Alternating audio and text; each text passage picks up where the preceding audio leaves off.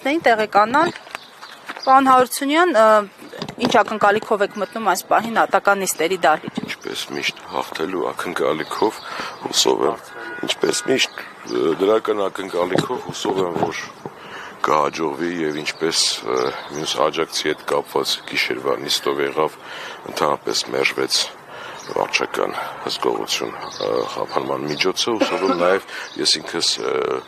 Մարտուն Գրիգորյանի այրիկի հաստաբանն եմ եւ հուսով եմ, որ նույնը կլինի նաեւ իր հոր պարագայում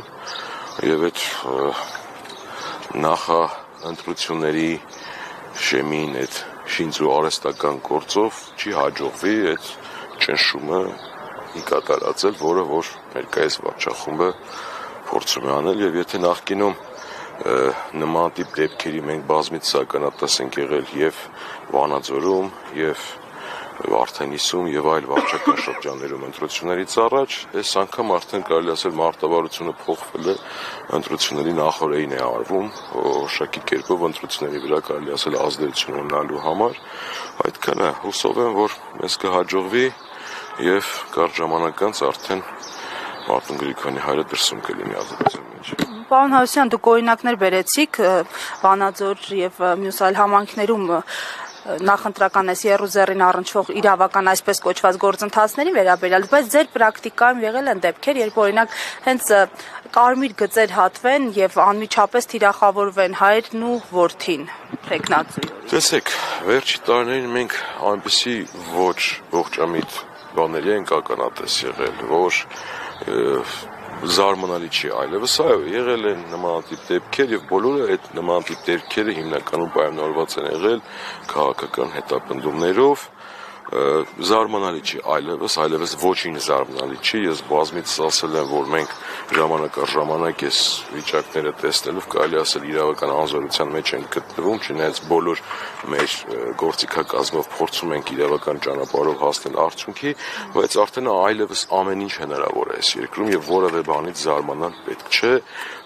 ամեն ազգային ժողովի նիստում վարչապետի պաշտոնը զբաղեցնող անձի նմանատիպ դրսևորումներից հետո ինչ-որ մենք տեսանք երեքշեմիսի օր, միշտ էլ հնարավոր է նմանատիպ զարգացումներ, ինչպես նախկինում օրինակ եղավ, երբ որ կառավարության նիստի ժամանակ կարելի ասել ցուցում տրվեց եւ հաջորդ օրը Լևոն Քոչարյանը ձերբակալվեց, այնուհետեւ կառավարվեց։ Պարոն Հարությունյան,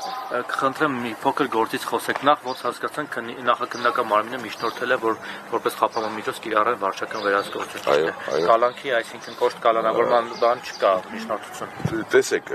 չկա եւ ինչն է հետաքրքրական, երբ որ միջնորդությունը կարդում էի գիշերը արդեն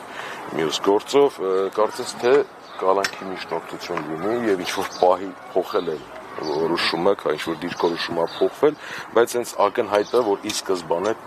գործը գնացել է դեպի կալանք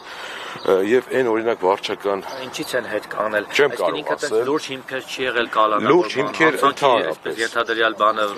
մեծ չի եղել, լուրջ հիմքեր ընդհանրապես կարելի ասել գործով որևէ բան չկա, մի քիչ նույնիսկ առաջի հայացքից ակնհայտ ծիծաղ է առաջացնում այդ վարորդի նյութերը, երբ որ ուսումնասիրում Ինչ է գրված, որ ծիծաղ է առաջացնում։ Այն է գրված, որ դրանով այդ հոդվածի տակ չի կարող մարդը, այդ հոդվածով չեն կարող, եթե չեմ սխալվում 221-ի առաջին մաս, որով մինչև 3-ից 6 տարի ազատազրկում է սպառնում։ Նյութապես շահագրգռել։ Այո, ընտրությունների ժամանակ նյութապես շահագրգռել եւ ինչն է հետաքրքրական, որ բոլորի պարագայում նույն նյութն է գնում, այսինքն այնտեղ նույնիսկ ծիծաղ է առաջացնում այն հանգամանքը, որ փողոցը հարթեցնելը բերել կապել են դրա հետ կամ ինչ-որ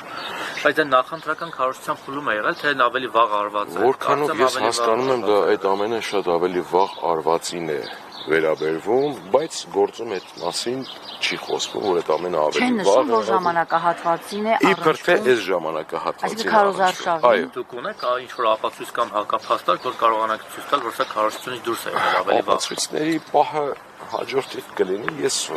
կարող եմ միայն փաստել, որ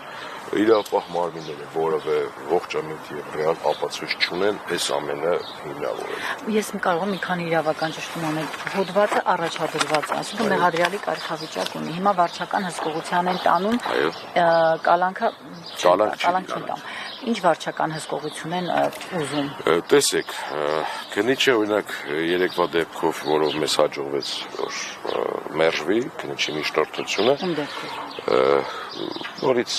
Մարտուն Գրիգորյանի աջակիցներից մի երիտասարդ տղա էր, իր պարագայում, տեսեք,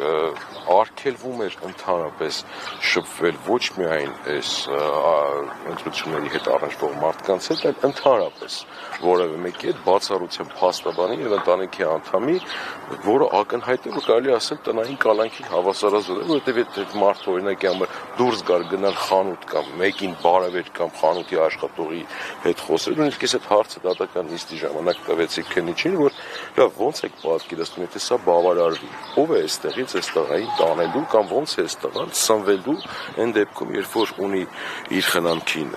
հաշմանդամայր, առողջական խնդիր ունեցող մայր եւ տատիկ։ Այսինքն շտաբի աշխատանքներին եւս չի կարող մասնակցել,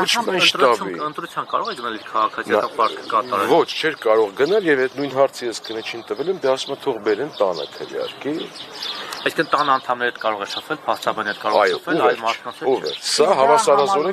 տնային կալանքի։ Հիմա եթե ինձ դիցուկ ճանաչում է, դուրս եկավ փողոց, ես իրեն չեմ կարող բարավել, բարավեցի։ Այո, եթե դուք մոտենաք բարևեք ու ասենք օրինակ օպերատիվ տվյալներ լինի այդ պահի հետ կապված կամ որևէ ֆոտոնկարահանում կամ վիդեոնկարահանում, արդեն հիմքը կփոխվի։ Բայց փողոցում քայլել կարող է, բայց միայնակ կղզիացած։ Այո, կղզիացած։ Իսկ ո՞նց է ստուգելու ում բարևեց, ով իրեն բարևեց։ Դե այդ արդեն ռիսկային մեծ գործոն կա, որ ամեն պահի կարող է օպերատիվ գործողություններ իրականացնել։ Այս վարչական հսկողությունը, որ փորձում են ձեր նշելով կիրառել Մարտուն Գրիգորյանի հորը նկատմամբ, քաղաքական իրավունքների սահմանափակում համարում եք։ Միանշանակ, եթե սա իրականացվի, կատարածվի եւ բավարարվի քննիչի միջնորդությունը, միանշանակ ոչ միայն քաղաքական, այլ նաեւ կենսական շատ իրավունքների սահմանափակում եմ համարում։ Այսինքն մի բան էլ հասկանանք, այդ վարչական վերահսկողության սահմանափակումը տարբեր կարող է լինել, չէ՞։ Այո։ Այնտեղ կարող է թույլ տալ շփվել մարդկանց հետ ընդհանրապես ամսվա մեջ կամ շաբաթը 2 անգամ գնա համապատասխան ստորագրությամբ հաստատի, որ գտնվում է վարչական շրջանում, կարող են այնտեղ համապատասխան սարք օգտագործել իր շարժը